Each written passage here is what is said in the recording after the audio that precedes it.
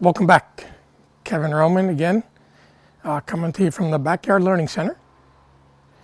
And I want you to do something for me over the next couple days to get an idea. You can do it at home. Obviously, we're home. You can do it inside, I meant to say. And figure out which camp you're in. What do I mean by that? Well, in one of the other videos, we talked about, since we're standing to the side, it's got to swing in and back around us. Too many people think the game, you keep swinging at the target to make it go straight. Here's my arms. They're connected to my body right here. I'm all connected. If I just turned, you can see the club came wildly back to the inside. Yet most people think they've got to do at the target. The problem is, at the target causes a hook, or maybe a hard push if I left the face open. And people think that bringing it around makes the ball go left. That's actually what straightens it out. A slicer swings the club to the left. A hooker and pusher swings the club to the right. It's so backwards and counterintuitive. That's why people can't figure it out on their own. And most people are so worried about what their swing looks or where the club is 100% of the time, they're not really playing golf. They're trying to play golf swing. If golf swing mattered, you wouldn't see Ken Venturi and Ben Hogan, Sam Snead whip it way inside. You wouldn't have seen Jack Nicklaus and Tom Watson, Bubba Watson swing it very upright. Jack's in the Hall of Fame, Ben Hogan's in the Hall of Fame. Johnny Miller swung it on his shoulders. Tom Watson was above, like I said. Don't get caught up in thinking, oh, here's where the backswing should be. Tour players, such as Luke Donald, he was an upright swinger. He went to a coach who taught everybody to swing around. He was looking for more consistency with his driver. Unfortunately, that relationship lasted a year because changing, especially at the tour level, from an upright to a flat swing to make that dramatic of a change doesn't work very often, if at all. Okay?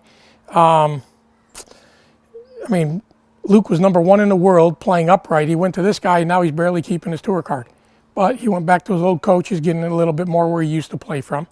So I need you to identify what you do personally. I see too many people who swing it inside that are so, oh, you got to take it back straight and get the toe up.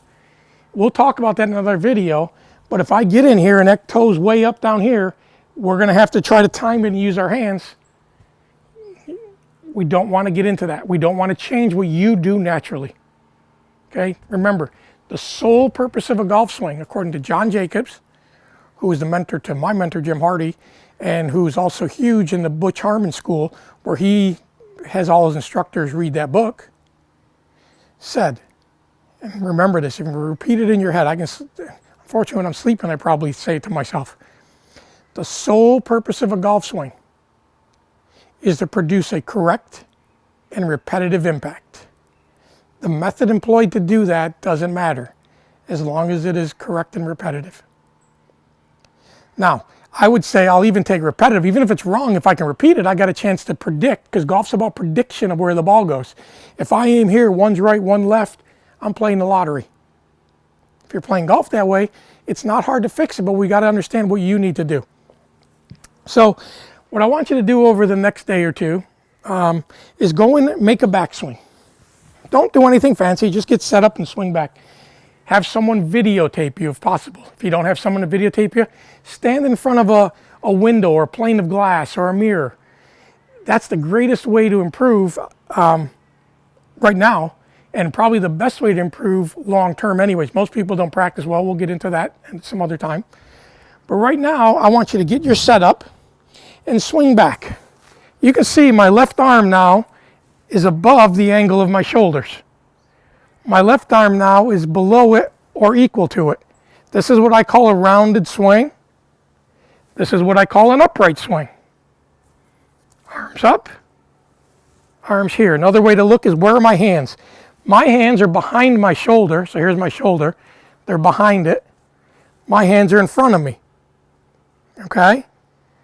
Important to know that, because neither is wrong. But if you're trying to do something from the other camp, golf is going to be frustrating. One of you is going to be good. One of you is going to be bad. So take the time over the next day or two. If you don't know what it is, please send me a video. Just email it to me, kroman@pga.com. I'll be happy to look and say to you, you're more upright, you're flatter. If you do that though, like I said, the sole purpose of the golf swing is a correct and repetitive impact. Please tell me your ball flight. Why is that important? People who swing upright and hook, and people who swing upright and slice, people who are flat and hook, people who are flat and slice, need to do different things.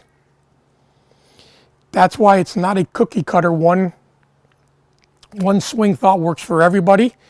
One swing thought that helps your friend that he's trying could possibly ruin you if he was in the other camp. But if we don't know what camp you're in and trying to build a model, it's not very successful. Okay, so just to think of that again, here's my shoulders. Okay, you can see the angle my shoulders are on. My arm's above it. My hands are kind of in front of my shoulder. My hands are behind it, more behind me.